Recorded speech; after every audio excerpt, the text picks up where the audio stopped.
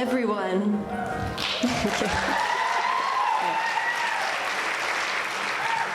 Every human has a core need to feel understood, to connect, and feel like they have a place they belong. When I was studying music therapy in my master's, the professor assigned us to pick a song that demonstrated our relationship to music, and I chose that song because if you know the chorus, it goes, you know, I haven't made my mind up yet, and I hadn't. I didn't know if I belonged in this whole music profession.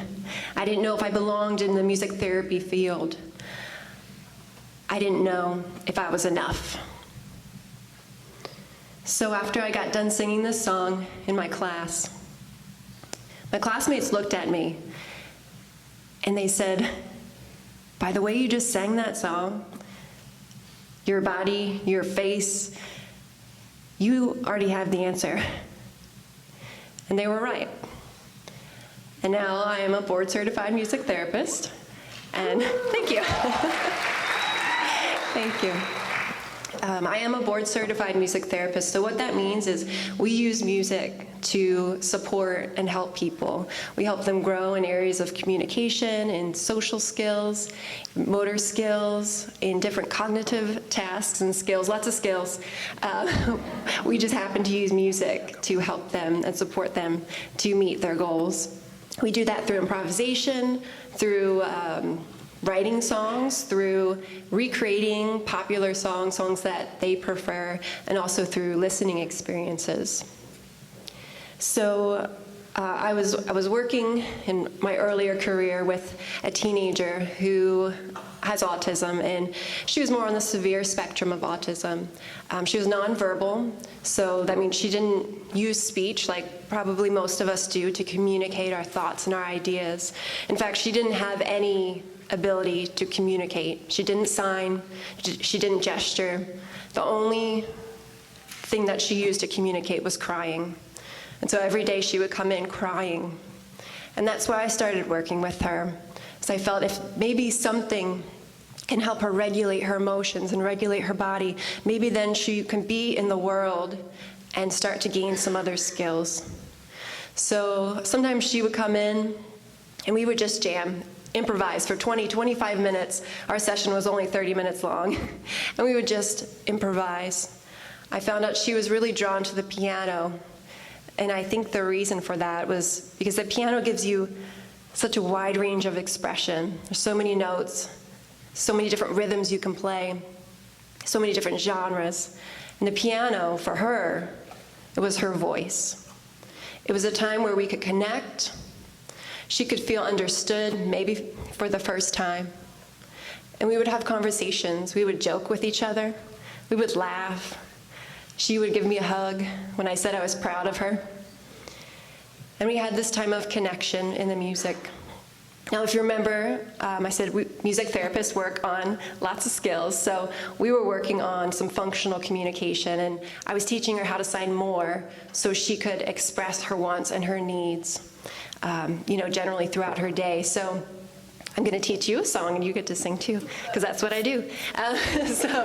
So the song, you're going to echo after me, goes, when I want to do something again, I sign more.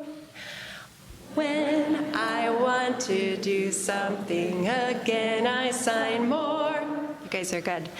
And so then right after, I did this a few times, and then I paused, and she echoed back the exact rhythm, a lot of the same inflection, and she signed more, just like this. I heard it. Yeah? I echoed back the exact rhythm, a lot of the inflection, and she signed more right in the spot in the song. Music gave her the ability to communicate, to express her wants and her needs, and to find a place where she belonged. In my work as a music therapist, I get the privilege to use music and see these magical moments. It's not easy, always, but it is a joy. And I was working with an older woman with dementia who really didn't use a lot of speech and communication. But I noticed, we were singing Edelweiss, and I noticed she was mouthing some of the words, so I went up to her, and I kneeled in front of her, and I held her hands, and together we sang Edelweiss. And I had to kind of hold back some of my tears because her smile was so huge. It just touched my heart to be able to connect, have that human connection. And afterwards, we were able to talk. I asked her her experience of being in a choir. I asked her if she had been in a choir, because kind of her vocal quality, it sounded like she might have had a past in that, and she said that she had. And we were able to talk a little bit about her experience of who she is. And we had that moment of connection. I worked with a little girl who had a really hard time regulating her emotions. Apparently, I like to work with a lot of people that have a hard time regulating their emotions and can't speak, because music gives them a place to be able to express and a place to belong. So I was working with this little girl, and I wrote some songs about coping skills, being able to recognize what was going on inside of her body before she had a meltdown. And also, it would, had different words about taking a deep breath, counting to 10, all these different coping skills that we use to calm down.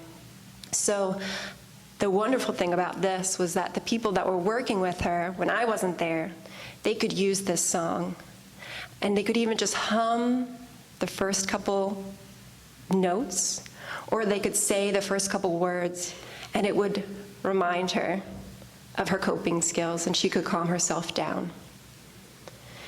I sent her mom some songs that we had been using in our therapy sessions. And a couple weeks later, Mom sent me an email back and said, usually when my daughter goes to the grocery store with me, almost always ends in a meltdown, because it's just to me, the grocery store is overwhelming as well. But it's just so overwhelming, all the lights and the sounds and the smells and the people. It would just almost always end in a meltdown. So she said, but this time, I put on the music that you sent me. And she got so happy before we went in the grocery store. And we went in, and no meltdown. Now, my guess for the reasoning why this happened is because she had a positive association with that music from our sessions. And that even with the anticipation of our favorite music, dopamine can be released. Now, dopamine is a happy, feel-good chemical that motivates us. And also serotonin might have been released. That uplifts our mood. And my guess is that these chemicals, dopamine and serotonin, were released in her brain when she heard the music that she had a positive emotional association with.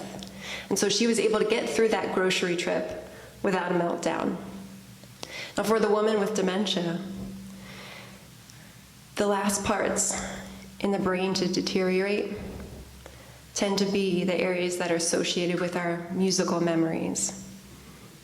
And because music is not just sound, it's emotion, it's deeply encoded in our brains.